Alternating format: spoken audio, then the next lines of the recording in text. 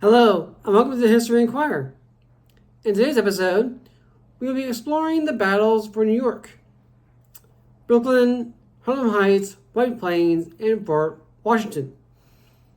Today, we'll explore how these encounters shaped the course of the war, influenced military strategy, and left lasting marks on the struggle for American independence.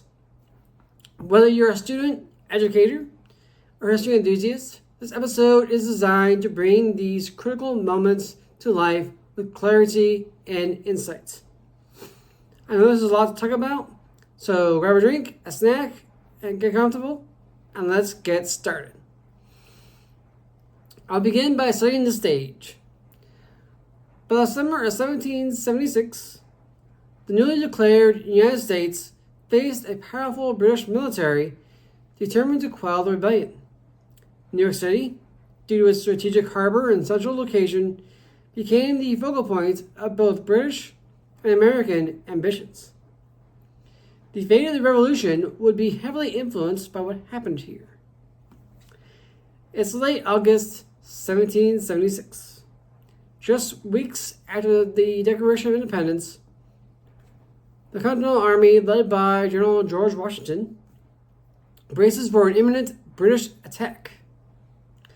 New York City is under threat, and Washington deploys troops to defend Brooklyn Heights, anticipating a direct assault.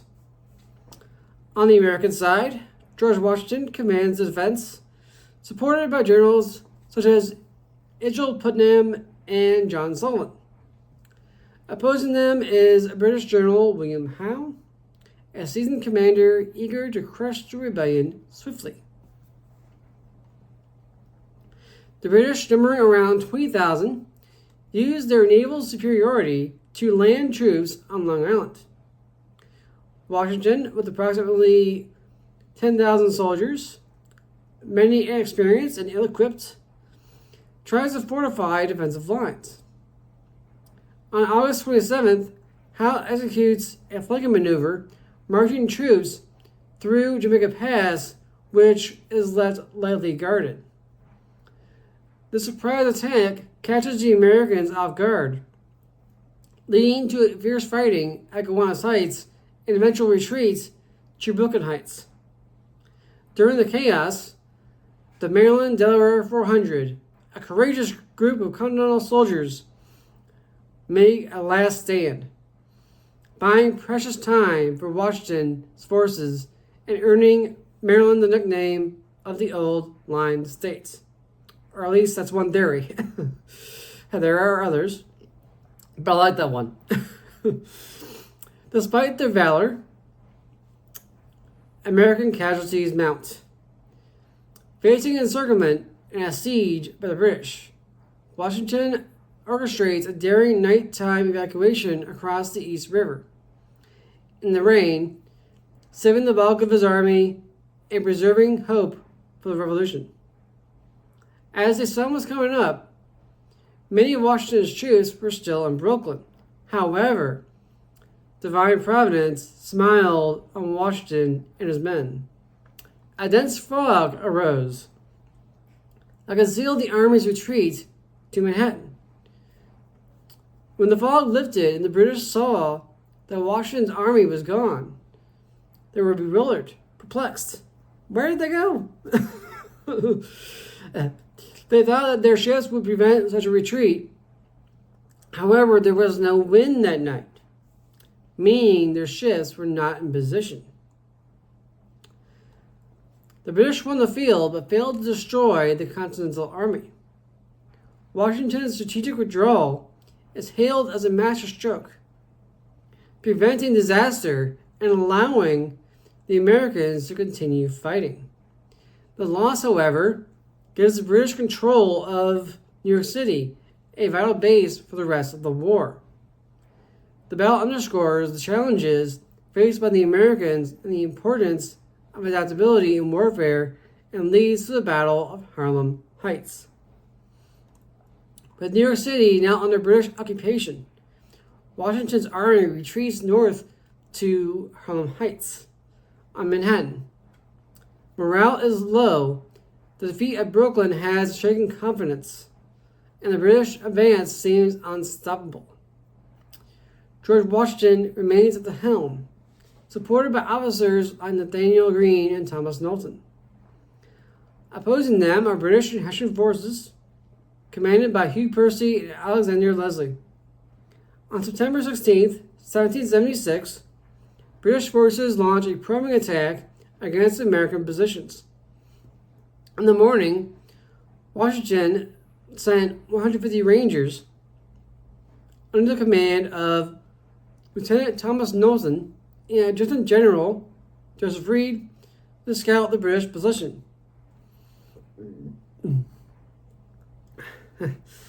Washington soon learned from Reed that the Rangers were engaged in a skirmish with the British regulars and were forced to retreat.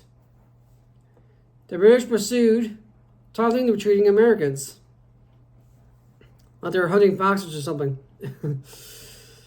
Washington, seizing a rare opportunity, ordered a counterattack with a 1,000-man brigade attacking the British front and Knowlton's Rangers with 3 companies of Virginians to attack the British right flank and rear along with Major Andrew Leach.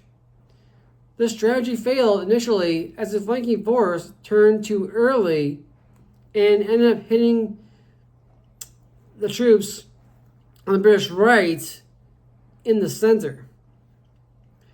The fighting was intense but brief, with Washington's leadership and the resolve of his men turning the tide and pushing the British back.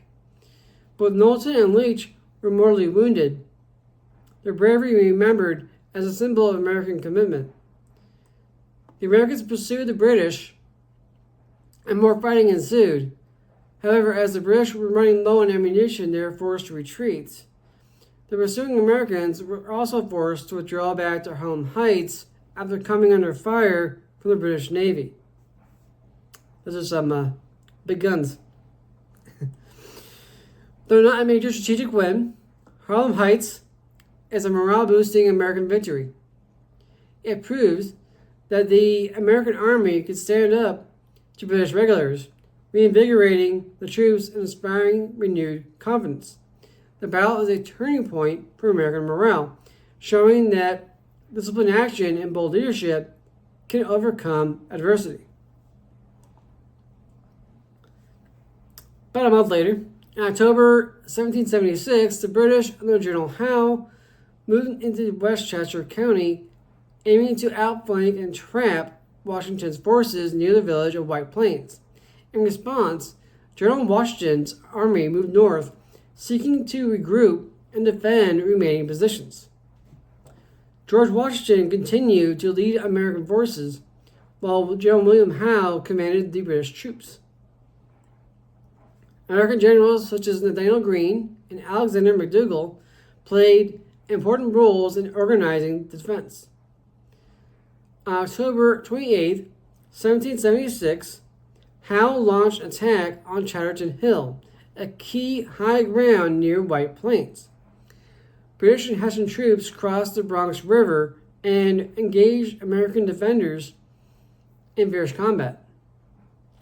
Despite brave resistance, the Americans were eventually pushed off the hill after intense fighting when a Hessian force managed to defeat the militia guarding the American right flank. Washington, recognizing the danger of encirclement and the strength of the British forces, ordered another strategic withdrawal, preserving much of the army.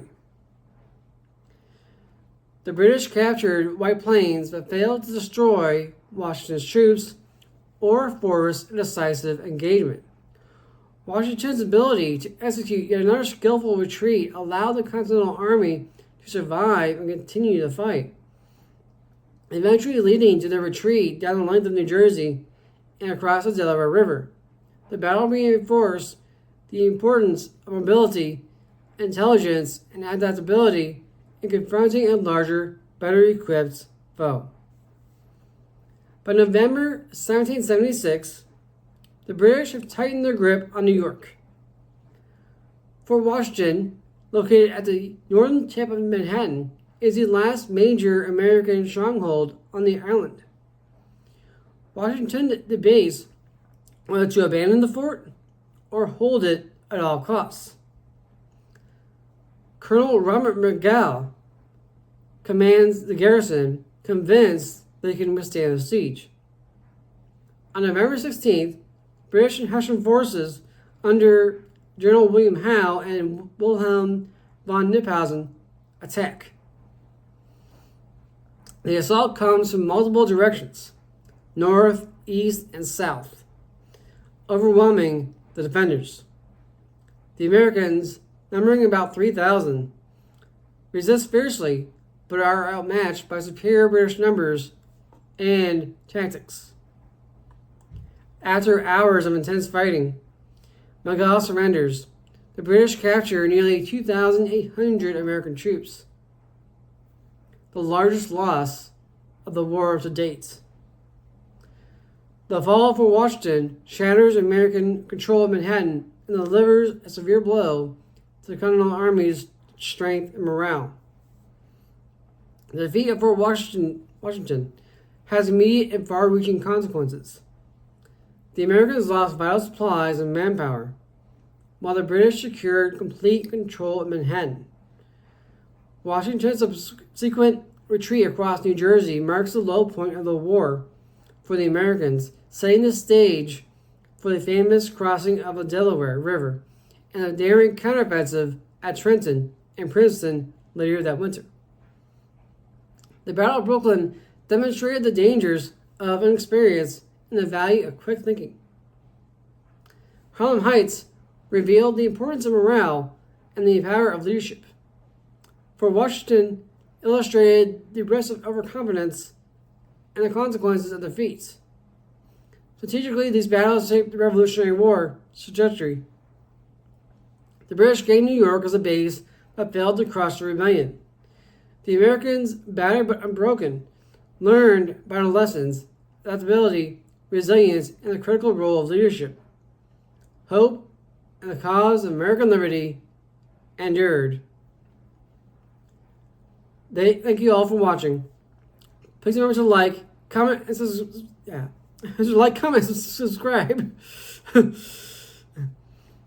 I'll see you all in the next one. Thank you.